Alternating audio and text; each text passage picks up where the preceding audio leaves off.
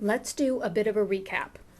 Up to now, you will have knit the leg of your sock, and you want to be making the right angle turn to go down the foot of your sock.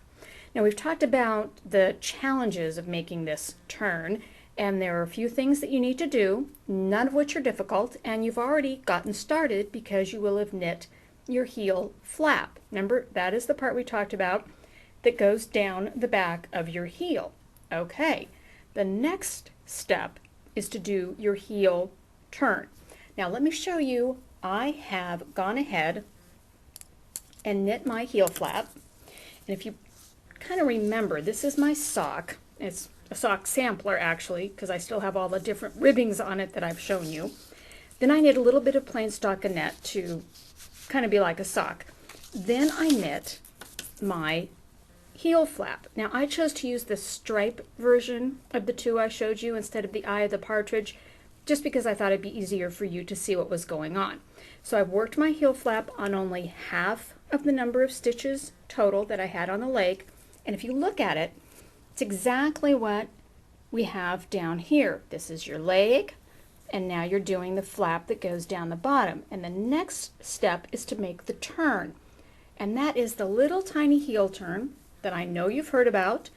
I think it is the most magical part of sock knitting because it's so small, so easy, and when you do it, it happens and you don't even know that you're doing anything special, but all of a sudden you've turned around the corner and you're going the other direction. You're going at a right angle from your leg. Now you may wonder why you have to even bother with a heel turn. Okay, I can hear it already. You're probably saying, why can't I just turn? Why can't I just make my little heel flap turn and head on down the foot? Well, that's fine, except that if you were to do that, your heel is kind of narrow, right?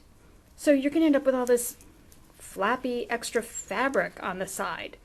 That's why you have to do a heel turn. And what that is just a series of short rows. Don't worry, I'll explain what short rows are in just a moment, that simulate a narrow piece of fabric at the very turn of your heel and then help you go back to the original width of the heel flap. Simple as this. You start narrow, and what's going to happen is you're going to knit about 2/3 of the way across. We'll come up with a definite number in a minute. Go back so that you're kind of mirroring that center section that is your heel. Then you'll knit a little wider, go back a little wider, knit a little wider, go back a little wider. You can see where this is going, and pretty soon you've knit back and forth until you're back to the width of your original half of the stitches. Okay, let's talk about how to do that. I have 32 total stitches for my sock. You probably have 64. But what that means is that I only have 16 stitches on my sample for you. Now my heel is just kind of normal, so I'm going to put about a third of those stitches to be in the center, to be the narrow part of my heel. Some people have really narrow heels, they adjust, big wide ones. In our case, we're just not going to worry about that. I'm going to go with medium. So I'm planning on putting 6 of my total 16 stitches, thinking about them as being the center of my heel. And that means I am going to knit across. Okay, you're not going to be doing the heel flap pattern stitch anymore. Now it's just plain stockinette, knit and then purl back and knit and purl back.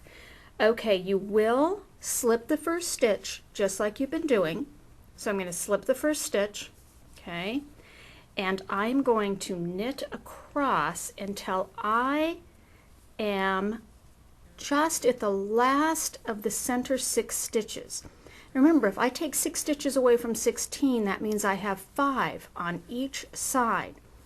So if I'm going to go across here and I'm talking about 6 center stitches, I'm going to knit until I have basically 6 stitches waiting right here. That's the final one of my centers, okay?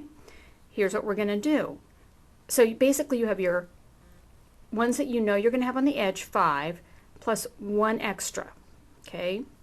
Now, I'm going to do a slip, slip, knit, which means I slip as if to knit, slip as if to purl, put the needle back through and knit those two things together. Then I'm going to knit 1 stitch. So now I'm going to turn my work, and yes, I know that's going to cause a hole, but that's actually exactly what you want. And I'm going to slip that first stitch, and I'm going to purl back the exact same kind of thing where I have 6 stitches, one of which is the very edge of my little heel turn part. So when I have 2, 4, 6 stitches here, in this case on the back, I'm going to purl 2 together, purl 1 stitch, and now I'm going to turn my work. This is the best part because you are going to knit back. Remember, slip again, always slip. You slipped all the stitches on your heel flap, now you're slipping all the stitches as you do your heel turn. So I'm going to knit all the way until I get back to that big gaping hole that we made by turning our work. And you are going to close that hole by doing either a slip, slip, knit or a purl 2 together, depending on which side you're at. See, look how huge that hole is. You can't miss it. I'm going to slip, slip, and I'm going to knit the 2 together, knit a stitch, and then I'm going to turn my work. Now here's the cool part. Once you've established the big gap on each side, it's so easy. Slip your first stitch, but it's so easy to see where you're going after that. I mean, you could even get interrupted and have to put your sock down because the gap is so huge, and if you think about it, all you're trying to do is close the gap. And remember, by closing this gap, you're slowly widening the piece of fabric that you are using. See, so here's my big huge gap. I am purling the 2 together. I am going to purl 1 stitch, and I'm going to turn my work. So you can see on my sock, look, it's already happening. This is so magical. This was the little narrow 6 stitches, and I've gone back and forth, and I've just added 1 more stitch to each side, slowly widening back out. Now, the next thing that's so exciting is I slip a stitch. When I get to the end of my edges where I have closed the gap and that kind of finishes off, that's when you know you're completely done. But you do want to go all the way through and close your knit side gap. Here we go. Slip is to knit, slip is to purl, knit those 2 together, turn your work, go back, close your purl side gap, turn it 1 more time, and I want you to end knitting your last row. So I'm going to work down here and I will show you what I'm talking about. Okay, I'm going to purl a stitch, big huge hole here between the 2 stitches, purl the last 2 together, turn my work 1 more time, and I want you to knit all the way across these stitches again. Look how cool this is. You had your, oops, sorry about that, your heel flap going down, and now you have actually made the turn. Can you see how you've turned and you're now heading the other direction? Isn't that just magical?